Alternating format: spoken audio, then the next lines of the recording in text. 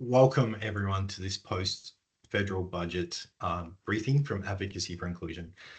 Please be aware that tonight's forum will be recorded. If you have any concerns with this, please don't hesitate to contact one of our staff in the chat who will assist you with that. I'd like to begin by acknowledging that we are meeting on the lands of Indigenous people. I myself am coming to you from the lands of the Kurnai people, and AFI is situated on the lands of Ngunnawal and the Ngambri people. We acknowledge their elders and that sovereignty was never ceded, and extend greetings to any First Nations people attending tonight. Federal budgets and elections are highly consequential to people with disability due to the federal government's responsibilities for the NDIS. For income support and disability employment, the federal government is a major employer in Canberra, and the ACT government's revenue base is highly dependent on federal matters. For that reason, AFI devotes time and resources to its own budget and allocation analysis and advocacy while amplifying the work of national peaks and organisations where we can. We're delighted to have Al Gibbs, the new CEO of the Disability Advocacy Network of Australia, with us this afternoon, and welcome, Al. This afternoon, we will share some high-level and local reactions from our team, invite Al to comment and share views of national organisations, and then taking a closer look at some of the topic areas like health, housing and education. Finally, we'll be providing a preview of our asks for ACT members and Senator candidates in the coming federal election. This is a webinar with a lot of material to work through, so we're not able to open the floor, but we'd welcome feedback and comments in the chat, especially anything we may have missed. Our post-budget e-news contains a lot more detail too, and we'll post a link for that in the chat. A lot of work has gone into this over the last 24 hours, so I really would like to thank Craig, Joe and Carla from the policy team. And without further ado, I'll now invite Craig to kick us off with a high-level summary. Thanks, Craig, over to you. Thanks, Nick, and welcome all to this post-budget forum. I'm going to provide an overview of our feedback, including the things that we liked, what was missing, and some areas of concern. We mostly won't be using figures because that's very dry and a bit meaningless in a setting like this, but they're in the e-news, which we've posted in chat. I think we'd start off by way of context saying that this is an unusual budget brought on after the election was stalled following the cyclone, which may explain its limited scope, range and level of detail. So we've been a bit kind in our commentary because of that. However, while people with disability will benefit from measures in the budget, including relief for people with health costs or experiencing homelessness, there is a lack of intentional investment to deliver the recommendations of the Royal Commission or the objectives of various disability strategies at an ACT or a national level. We would have liked to have seen more on disability health, housing, inclusive education, and in employment. Above all, this is another lost opportunity to tackle income support rates that leave people mired in poverty and desperate deprivation. However, some highlights for Canberrans with a disability include: there is some ongoing money to deliver and redesign the information linkages and capacity building program. We welcome the continuation of the ILC as a bridge and its intended redesign, noting that the current project and innovation framing of the ILC is problematic. It has not been fit for purpose, sustainable, targeted or sufficient in the ACT. We are unclear, however, from the budget papers about the relationship between ILC and the emergent foundational support system. The ILC money is labelled as providing general supports as envisaged by the NDIS review to be co-funded with states and territories. You wouldn't believe that the amount of speculation and cogitation over the 24 hours in the sector as to the meaning of some of those words. This suggests that there is money for foundational support somewhere else but that provisioning is unclear. Possibly it's held as a contingent reserve somewhere, but we couldn't find it. We are asking questions about it. There is money for NDIS fraud and compliance work and appeals, and the appeals piece is welcome. Investments in fraud are also welcome to the extent that they build public confidence for the scheme, reduce bad actors, and harm experienced by consumers from some providers. Improvements to the appeals process are something that the sector has called for, but we need to see the detail on those. Turning to health, there are some welcome investments in bulk billing and the pharmaceutical benefits scheme and some health infrastructure, like urgent care clinics, which will see an additional urgent care clinic opened in Woden. These will benefit Canberrans on low incomes with disability and existing health conditions. There are also welcome investments for people in some crisis situations, including homelessness and violence. There are also some smaller points of light. For instance, there's some money for the prevention of scams, and that's work which we've been briefed on and will benefit some people in our community. I want to turn to areas of disappointment or initiatives where we perhaps got questions or commentary. There are minimal investments outside the NDIS, the autism strategy, and a small amount of accessibility funding, which in our view is misaligned. We did not see money earmarked within funding agreements for health, housing, disability employment, or education, which would support the delivery of the disability health strategy, the inclusive education strategy, the justice strategy, or necessary work on housing, or to address the recommendations from the Disability Royal Commission.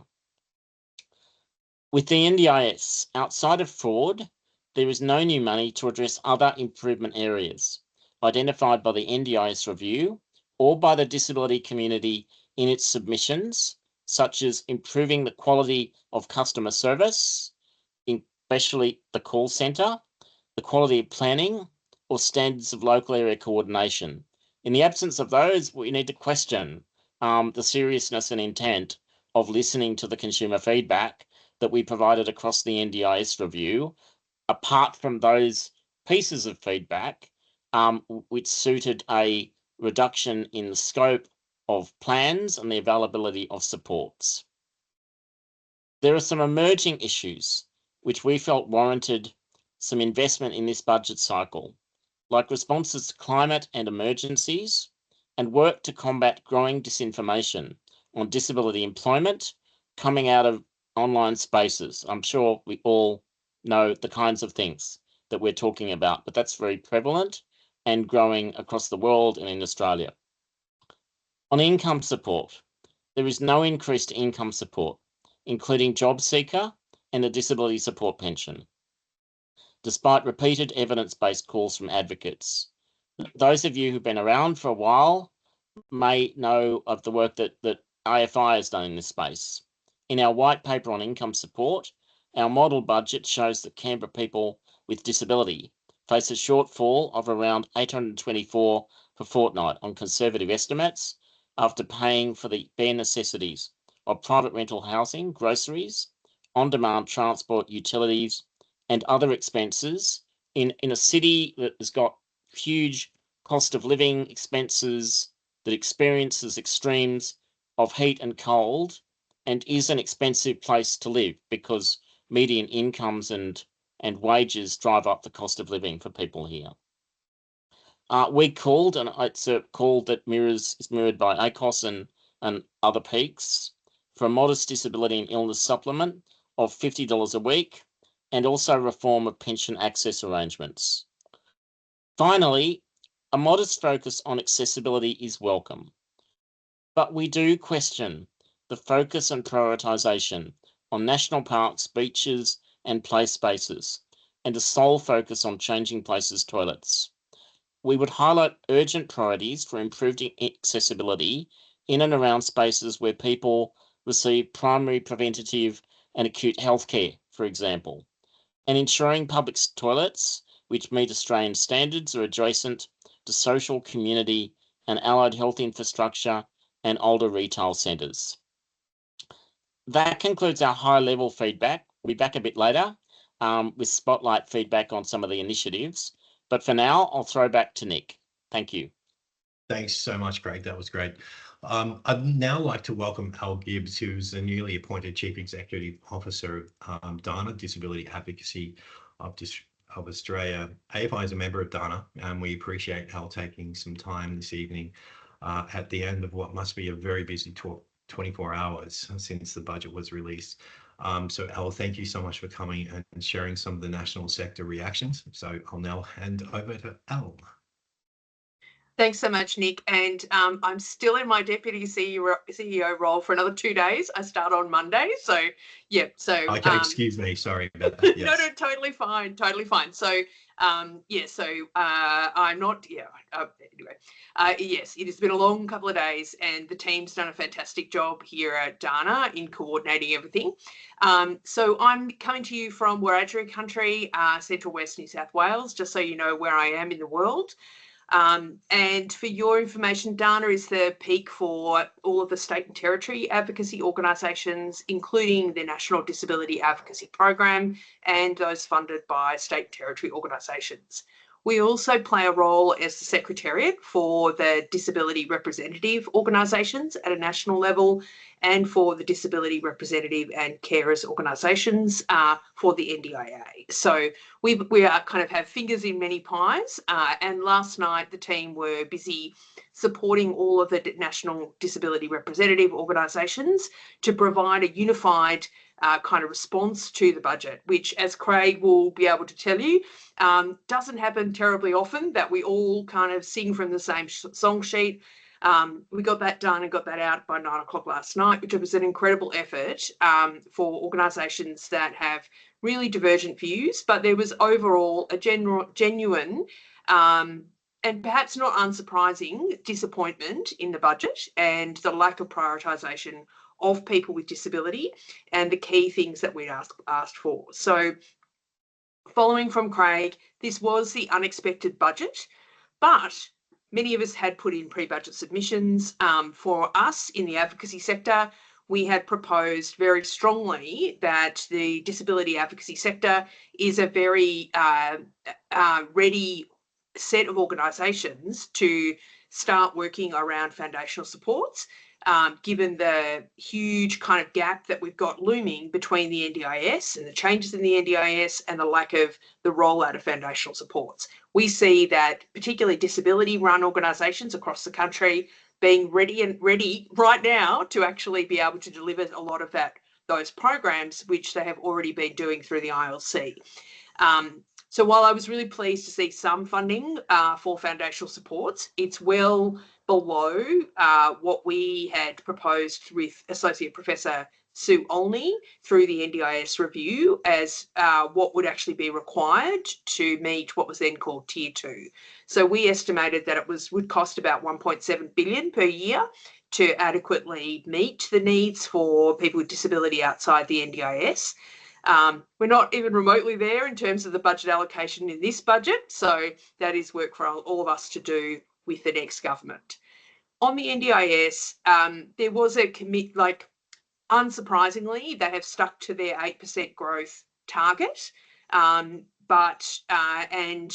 there weren't any further kind of major changes or cuts announced around the NDIS at this stage. But there is in the forward estimate, so that's in the future, there are cuts on the table for both the Department of Social Services and for the NDIA. So that's worth kind of thinking about how we're going to implement changes from the Disability Royal Commission, for example, without any staff in the public sector to actually be able to do that. In terms of ILC and the foundational supports, we have been working really hard with Minister Rishworth to ensure that everyone who has current ILC funding could get that letter of comfort, if you like, to say that it would be rolled over for 12 months. And that has happened, which is great. But it doesn't secure the future of what happens to ILC and what happens to all of that expertise that sits in our organisations, with our staff, everywhere. So all of that's been built up, and I totally have read all of the same reports, Craig, about the problems with the ILC program. But for all of that, it's been it. It's been the only program of funding of any substance, particularly to our organisation. So it has developed a fair bit of expertise around peer support, about information, how to do things accessibly, inclusively and well. And I really would like to see that recognised as we transition to foundational supports. So we'll be working really hard with government to understand exactly what that means. I'm not sure whether people have clocked exactly the weird connections about foundational supports when it comes to state and territories and the hospital's funding agreement, if you can believe it. But it's all tied up together in the National Cabinet decision of December 2023. So there was an announcement about a month ago by the Health Minister, Mark Butler, that there had been an agreement struck for 12 months which has included commitment to foundational supports by states and territories and funding for hospitals. But beyond that, we do not have a formal agreement yet between the states and territories and the Commonwealth about what that is going to look like and how it's going to be delivered.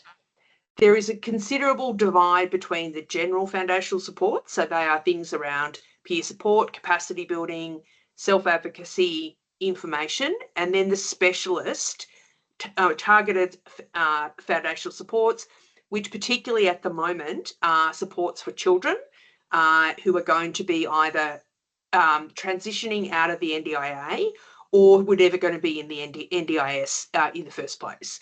So the other parts of the targeted foundational supports, particularly supports of people with psychosocial disability and programs that in lots of different states are called home and community care. Oh, thank you so much, C, and apologies. Yes, information linkages and capacity building is what ILC means, and it's a grants program from the Department of Social Services. Thank you so much for picking me up on that.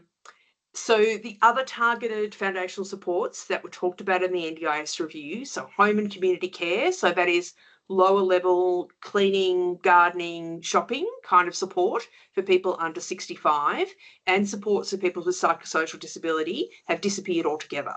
So again, we're going to have to pick that up post-election and work out how on earth we could actually get governments to be back interested in those two in particular. So I am worried about the timelines. I don't think they do match up in terms of the NDIS reforms. I have said this privately, publicly, everywhere I could possibly say it. And the lack of development of foundational supports, I am worried that people with disability will fall through the cracks. So it is something definitely for us to be keeping an eye on later this year and doing a lot of advocacy with the new government about making sure that doesn't happen. I'm really happy to answer any questions. If people have particular things in the budget, I think I said all the things that I was going to say. Oh, the only other thing was we did have confirmation last night that the NDIS appeals supplementary funding will actually be delivered for another year. That was not confirmed until last night. So for anyone who's getting NDIS appeals funding at the moment and is already getting the supplementary funding, you will get that for another year from 1 July. So is there anything else? Craig, probably you have a question, or Nick? Yeah. Look, we're a little bit ahead of time, so I think if anyone does have questions, it would be a really great opportunity now to do so. So I think, Craig, did you have a question? Yeah, Elle, what do you think that organisations, people with disabilities and advocates and activists that are kind of state-based in a jurisdiction like ours should be requiring now of both our territory government and our federal government? So a bit of a loaded question, but like an invitation. This is mainly a group of advocates and activists. So what should we be doing at the moment? Yeah, look, I'll say the same thing that I've said to every other meeting of our state and territory organisations, and I've done this a lot over the last couple of months. So now is the time for you to present what your ideas are for foundational supports to government, and then yell at Treasury a lot. So the blockage here is not from disability ministers, either at the federal or the state and territory level. The blockage is the understanding by Treasury, which I don't agree with, that these are new costs on the budget. And where I have been having conversations with state and territory ministers and departments has been, we are the same people who use your hospitals, who engage in your schools, who go to work on your public transport. We are all of these things. We're not different people over here in the disability pile. And that has been helpful.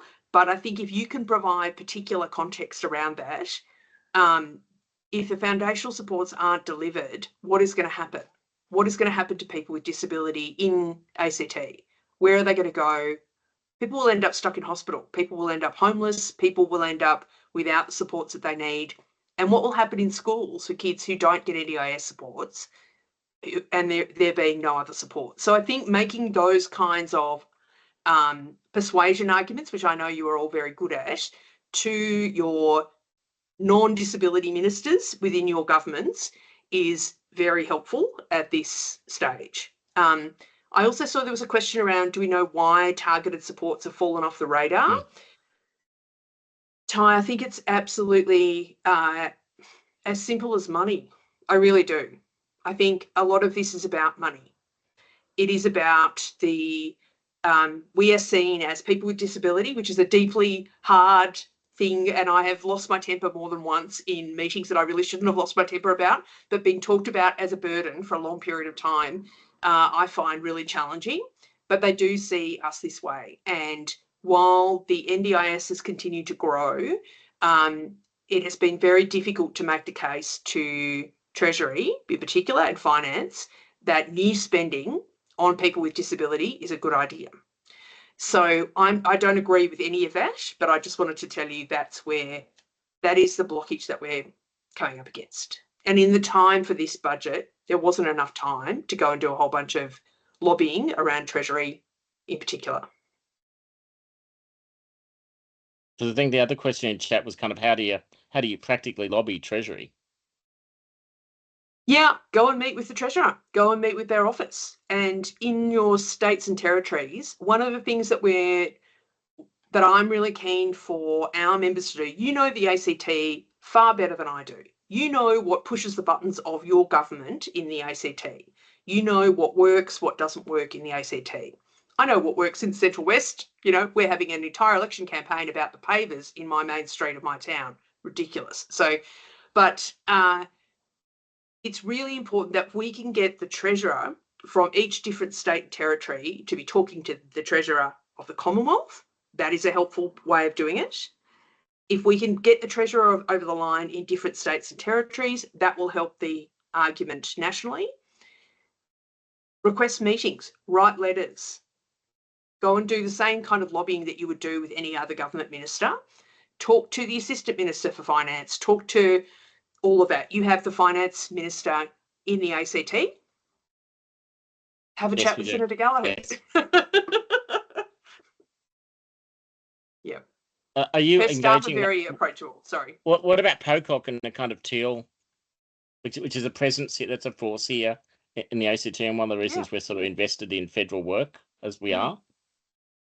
Oh, Senator Pocock's been fantastic. So I've met with Senator Pocock and he's been in his office, have been great to deal with in an ongoing basis, very interested in this work and interested in the NDIS and all of the rest of the work, interested in the Royal Commission and lots of other things. So in terms of the lower house crossbenchers, Dr. Ryan they've done a kind of portfolio arrangement. And last time I was in Canberra, I did meet with Dr. Ryan, again, very interested in the NDIS, but from a very medical perspective, but very interested particularly in the wellbeing of children. So that's an insight into her. I haven't had much luck engaging with some of the others. I think the next Parliament will be very interesting in terms of, I suspect the crossbench will be quite a lot larger, particularly in the lower house. But yes, we certainly engaged with Senator Pocock. Senator Lambie has also been really interested in this area. Yeah, okay, so thanks. So there's a comment in chat from Seymour, and they say that the ACT's hospitals are already under so much strain. They've needed $230 million injected, it's just bad maths not to put in preventative measures to stop that happening again. That's perhaps a bit of an invitation to talk about the sort of interesting health NDIS nexus that's happening through the bilaterals. We briefly had the same Minister for Health being the Minister for Disability here, and now that's been split again. But I'd be interested to know, like how is that sort of playing out in the federal space and in some of the states? In a very complicated way, but it is. I don't think it's particularly helpful that it has all got tied up together. But as the Education Minister has kind of gone around the country and signed up, all of the different states and territories to a different education funding deal between the Commonwealth and states, this has all got kind of mixed up with the hospitals deal. And so you may have heard the Treasurer last night talking about the volume of money that they're investing in public hospitals. But the foundational supports conversation, I think, to get it through, and as a political decision to get it through in December 2023, was linked together as the same deal. So, but it hasn't actually. So that's happened in terms of the politics, but it hasn't happened in terms of the policy. So as you say, if you actually invest in preventative health, if you actually invest in supports that people need to live independently, to live at home, you're going to cost your hospitals less because people won't get stuck in hospital because they have no support at home. And so that policy kind of mashing has not happened in the same way that the political work has. I'm waving my arms around because it's the end of the day and that's what I do when I'm tired. So yeah. Does that make sense? So they've done it. So it's just leverage, really. Yeah. They're not really doing the kind of thing about if you invest here, it's like take the pressure off the health system. It's more, it's a kind of old COAG bargaining thing. Exactly, yes. So this is where I think that state and territory organisations have such a role to play here in terms of leveraging your local, like your territory government, to actually say, you've got to start taking a lead on this and taking control, because otherwise the Commonwealth will dictate what this will look like and you will not actually get what you need for the territory population. Thanks. One last one that's causing an issue that's causing a bit of anxiety and interest here in the SOT has been, like, to what extent can we ensure that we learn from the lessons of the NDIS, which was you can't just kind of give the Commonwealth sort of free range and license to make its decisions in a whole lot of delivery areas where actually the territory government's got a whole lot of stake, so they just divide it all up and do something that's not really responsive, and then somehow local services and organisations get overlooked. And we're a bit worried about that, particularly in the general tier of these foundational supports. I mean, they kind of naturally, information and referral and peer support and self-advocacy, they naturally belong with local organisations and to be done really, really well. Have you been reading our pre-budget submission, Craig? Yes, and I agree, C. I think this is where I want to see us proposing things. Like, governments generally, as far as I can tell, they haven't got a huge amount of settled policy on what this stuff should look like. So part of the reason that I could see ILC being extended there is because they don't know how to deliver foundational supports, right? And so I think if we can propose disability-led, disability organisation-led models that would work in our areas, like, part of what I've been trying to stress is that we have, Dana has nearly 80 member organisations across the country in every place, every town, every state. Why are we not starting with this existing network of amazing organisations? Why can't we deliver it? Give us the money. Stop mucking around, give us the money and we'll deliver it. So I think this is part of what we need to be saying to government, that we want to have control of this. And I think absolutely the lessons from the NDIS, but also the LAC and then some of the ILC, we didn't have as much control over that as we could have or should have. And there were no kind of requirements for providers to employ us or to, run organisations in a particular way. Like, we haven't had a lot of requirements for that money that they've been able to get out of the NDIS. So one of the things that I'm really keen to do is that foundational supports sit with our community and that we deliver them. Thanks. So I'm just reading, there's a comment from Steve, which might be worth reflecting on, and it is about, I guess, the kind of complexity of paperwork and how we make the NDIA more communicative and provide positive education on how NDIS plans are developed. Like, how do we improve that customer end of the NDIS, I guess, and get them to focus on it and not just focus on punitive measures and cost cutting and fraud? Yeah, it's a great question, Steve. And I think that this is something that every person with disability who engages with the NDIS and their families has to deal with all the time.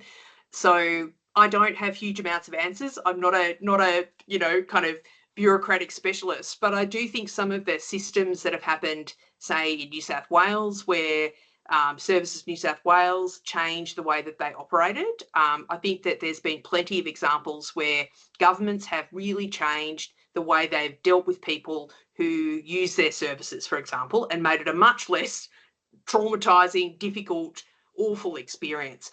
But I think for the history of that for people with disability is not great.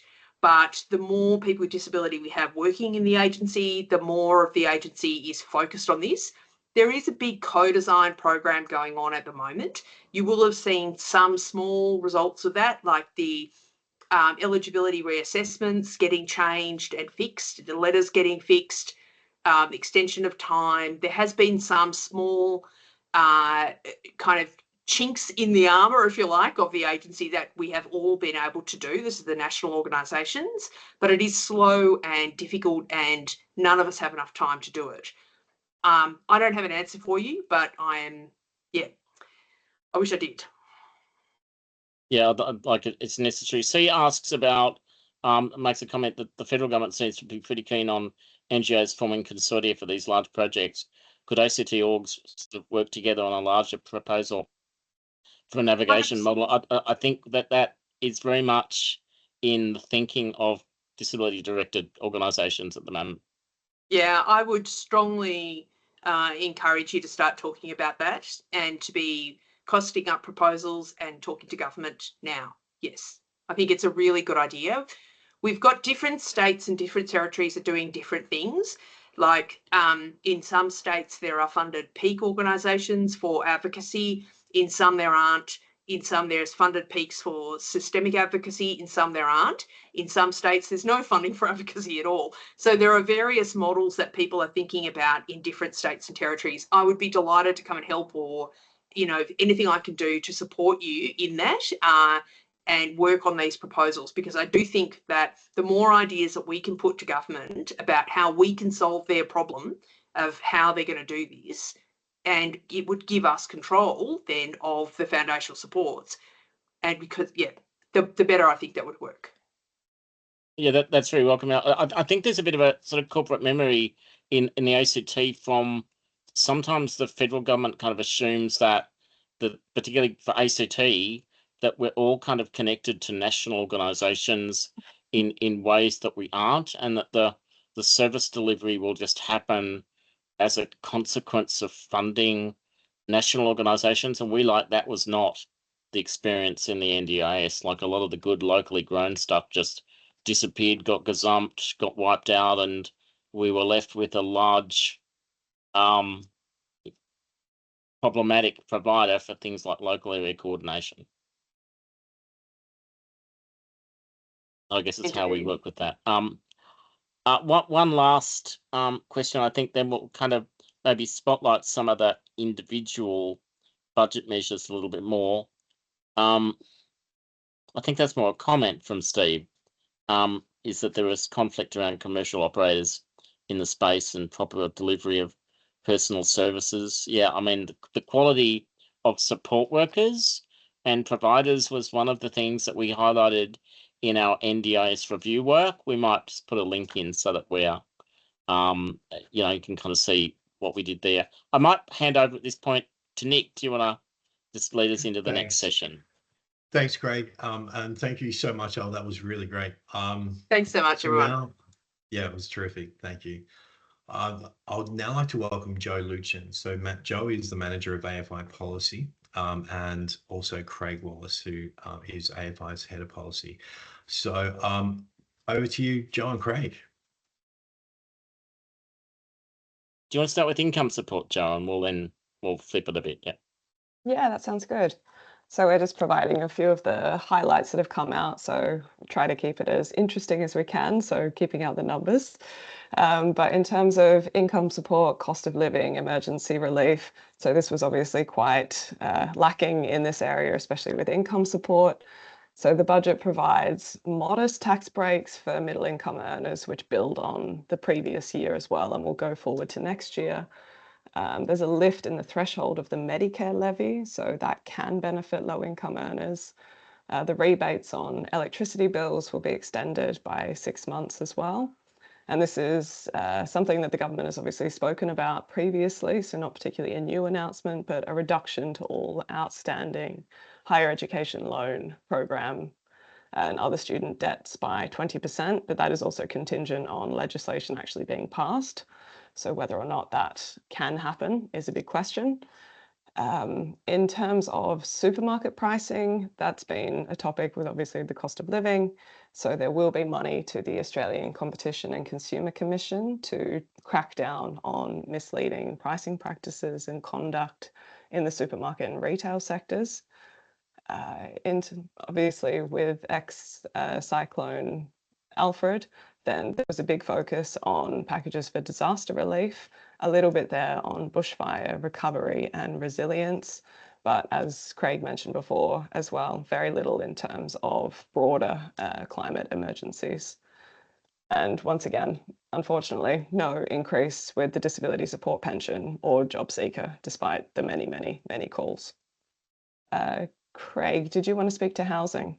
Yeah, thanks, Joe. I'll speak to housing and then we'll go to education. Please keep your comments coming through chat and observations. We will be sort of gathering them up and using them in our ongoing systemic advocacy and feedback here. It's good to have quotes that sort of enliven what we're talking about. So in terms of housing, the budget includes funding for housing and homelessness peak bodies to undertake research, sector development, and advice to government. This is actually overdue. Like there's been homelessness peak bodies that have been working without a lot of funding and support for some time. So it was widely welcomed by the sector. There's funding for emergency accommodation for women and children, funding for case management and wraparound support for victims and survivors of family, domestic, and sexual violence. The other funding in housing tends to be for the Housing Australia Future Fund, which is the investment vehicle that the federal government has set up, seeking to grow the pool of social housing off the kind of interests and dividends. And there is also some money to the states, which focuses on trying to reduce barriers in the planning system to the approval of new construction, which may or may not be affordable. The general observation from the commentary is that there's nowhere near the volume of public housing and affordable supply that those organisations have called for, nor are there strategies that would produce affordable and accessible housing at volume. So one of the things that AFI calls for is, an increase in housing at the gold standard for people with disabilities, including through the inclusionary zoning system. Here in the ACT, we've got a white paper on housing, which we might, if we can, pop into the chat as we move forward. But I'll hand back to Joe now for education. Great, thank you. So there is a sizable funding injection for public schools to jurisdictions which have signed the Better and Fairer Schools Agreement. So that obviously includes the ACT. There is also money to support early childhood education and care and improve educational outcomes in Australian schools.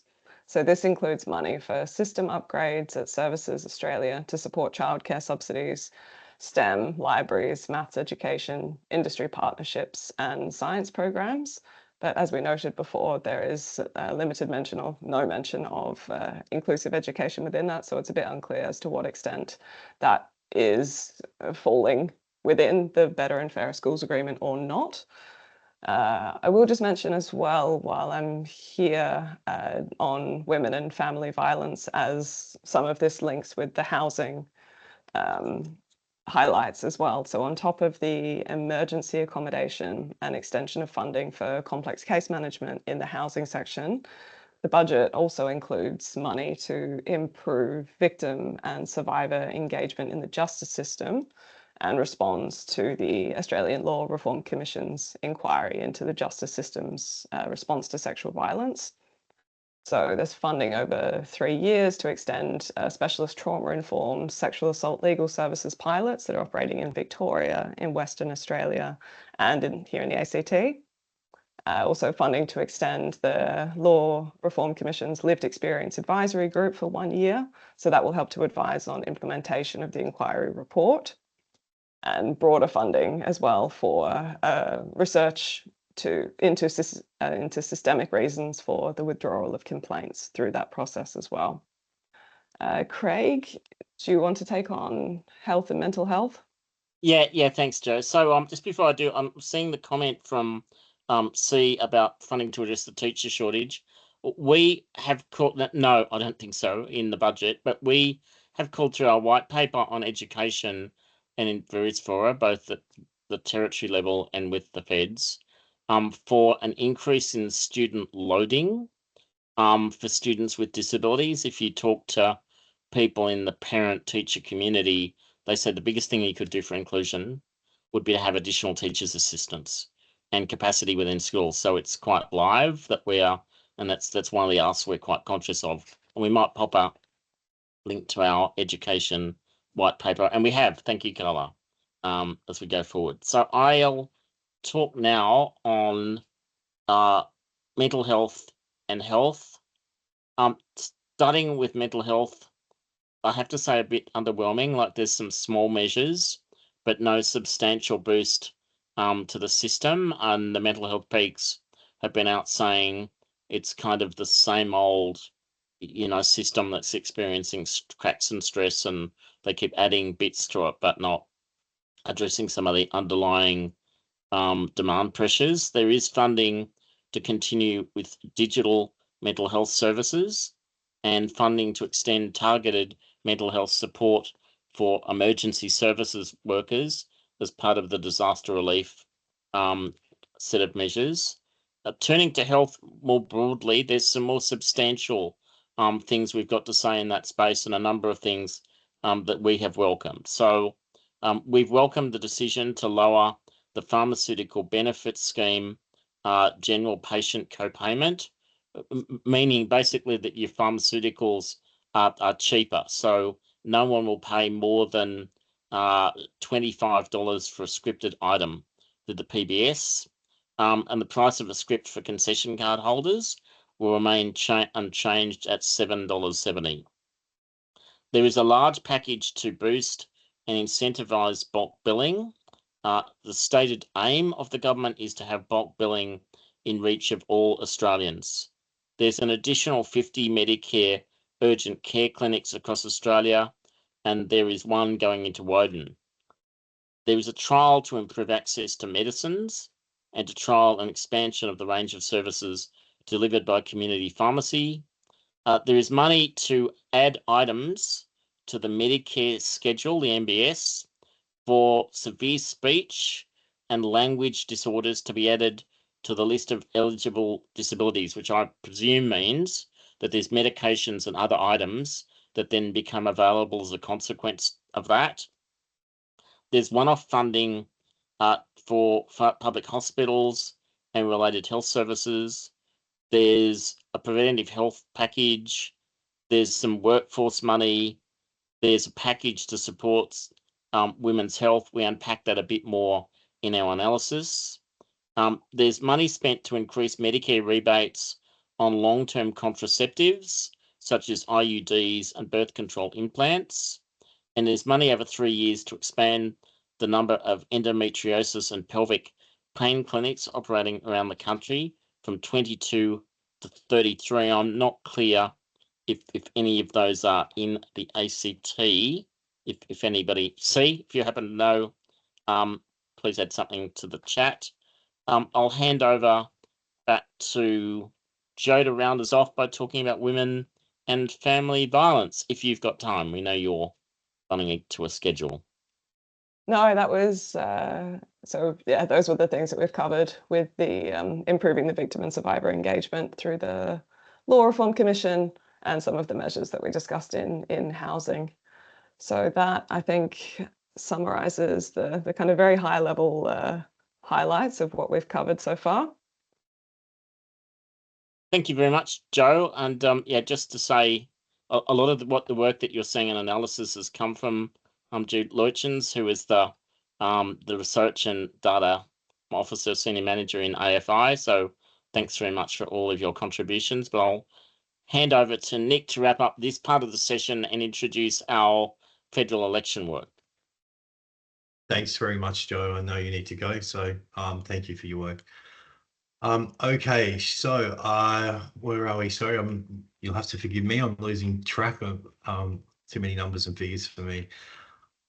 So we will go into Craig. Sorry, just to will we preview the election platform? Is that we'll do that now? It's just inviting you. Terrific. Yeah. Terrific. All right. So Carla, were you?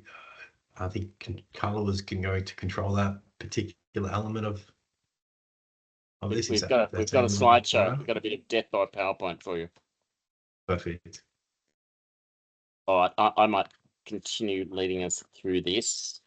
If we just want to go to the thank you page. Look, we wanted to give you an overview of our priorities for the coming federal election this evening. These priorities form out of our policy work over several years, including the NDIS review, our white paper series, and submissions we've made to various federal spaces over time.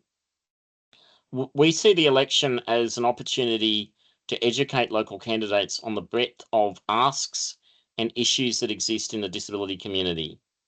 We acknowledge that national organisations are going forward with a strategic platform and a tighter set of issues, and as appropriate, we'll also be amplifying these. We've identified, as you can see on screen, 9 key policy challenges. I won't read through them all, but we'll work through them all as we go. The first is tackling discrimination. So we are calling for reform of the Federal Disability Discrimination Act to mirror the proactive duty and enforcement powers in the ACT.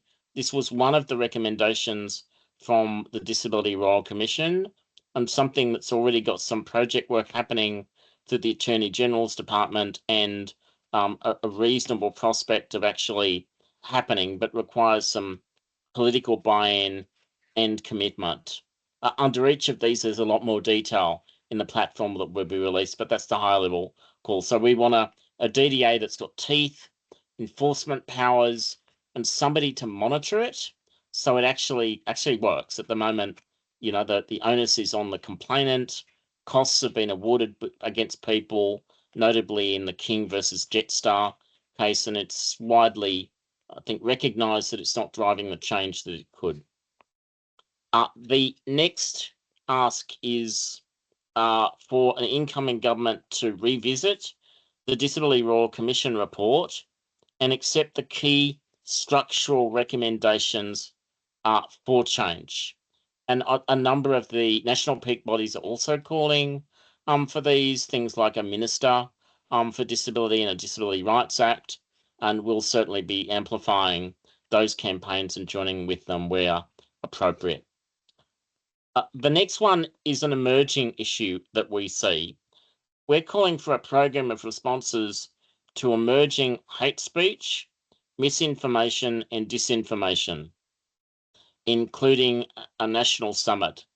I think we're all familiar with what's happening around the world and coming out of platforms like X, but also what has happened here over time with an accretion of negative commentary about people with a disability as a burden through the NDIS debate, the commentary that we've come out of with COVID and people with underlying health conditions. And this is on top of a really toxic environment nationally. If you think about the same-sex marriage debate or the voice referendum, in response to that, government stood up assistance and backed in local communities. And the ACT as a human rights jurisdiction is in a good place to do that. So we think that merits a program of work and responses, particularly around things like employment. Like the whole debate around DEI has been very bad for disability employment, and we need to combat that. We're calling for an incoming government to sustain and fix the NDIS. So we're calling for actions which support a secure, well-funded insurance scheme and respond to the range of consumer feedback in the lead up to the review. We want an incoming government to commit to consolidation of the scheme so that people have confidence that it's going to deliver. We also want a halt to some of the punitive changes that are causing people to lose plans or services or having restricted access to supports. And we would like there to be a more apparent synchronization between the development of the foundational support system and any changes to the NDIS, which would see people losing supports or packages. It's unacceptable that people are going off the scheme and landing into nothing. We also have a set of asks that are around foundational supports and work beyond the NDIS. And these are on the next slide. We want the new foundational support system to be designed properly in ways that include us, with bedrock funding and sustainability, and with resources for people with disability to engage in design. As we've just got out of the previous session with Elle, it's problematic and inappropriate that people with disabilities aren't driving the reforms here if they're not done, if these services aren't built locally and aren't responsive. We all know from our experience with the NDIS that they're not going to land and deliver the kind of supports that we actually need. And we need to be resourced to actually do that and deliver it. Like, they can't expect that the disability community will kind of step up with no resources to surface scope and build capacity to deliver foundational supports here in the ACT in a way that's sustainable and is done well. Our next ask is around poverty and income support. This is reasonably simple. We're calling for a permanent and adequate increase to the levels of job seeker and to DSP. In relation to the disability support pension, we're calling for a disability and chronic illness supplement of $50 a fortnight, which would account for the additional costs experienced by people with disability. We note this is a particularly appropriate ask in the ACT, given the costs that we've got because of high median incomes, our extremes of heat and cold, and our housing, rental housing, which is really, really high and expensive, particularly if you're looking for something that's got a both appropriate built form and is affordable. There's almost nothing. We're calling for a federal government to get real on jobs. As our next ask, the Commonwealth has responsibility for disability employment services. We actually think that employment needs a move along and a rethink. We're calling for targets, a spirited defence of diversity, equity and inclusion programs by an incoming government, and continuation of work from home and flexibility, including from APS employees. And you would have seen that that's in the media at the moment. There's people coming out and saying that we should discontinue work from home. Actually, that's been a disability accommodation, which has been enjoyed and is a benefit for both workplaces and people with disabilities alike. We're also calling for the Commonwealth to give the states and territories and local government more to do given their leverage and proximity to job creation, so that we actually, like, just having it all situated with the Commonwealth because they've got income support and the employment services hasn't worked over many years. Our next ask is around requiring coordinated action on health, housing and education. We're calling for a commitment to properly fund the states and territories to deliver on reform work outside of the NDIS in areas like health, housing, education, and other areas. We also want the federal government to bring forward its own programs. So this is about the Australian Disability Strategy, ensuring that that is real with targeted investments and programs that improve outcomes for people with disabilities, and it matched the ambition and scope of some of the strategies we've got here. Like we've got a justice strategy, we've got a disability health strategy, we've got an inclusive education strategy, and reasonably ambitious whole of government strategy. We need to ensure that work is properly funded, including through the bilateral agreements. So there should be a disability component within, say, the housing agreement. The NAHA should actually have some targets and scope for disability, a bit similar to the way that Closing the Gap is organised. And that's one of the recommendations that came out of the Disability Royal Commission. Finally, we want a dedicated effort to addressing violence and to link this to a phase out of the spaces and places where it occurs. This includes disability components and proper funding within the various anti-violence strategies. That concludes our preview of the election. There is a much more detailed document that sits underneath this, which we'll be making available closer to the poll. We'll be holding a launch of our policies and an opportunity for candidates to respond in April once the election date is clear, which is probably likely to be in the next couple of days.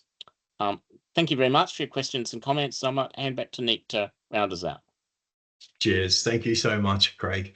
That concludes tonight's forum. I do want to thank everyone for being and attending tonight, in particular all our staff and our gives. Again, thank you for attending. I'd just like to remind everyone to keep an eye on our e-news and our socials for the information around our upcoming election town hall. And always join AFI to stay connected. Our membership forms are available on our website, or reach out to certainly the office or Carla, who can assist you with that. So thank you everyone for attending, and we hope you found this useful, and we'll concludes our evening. Thank you.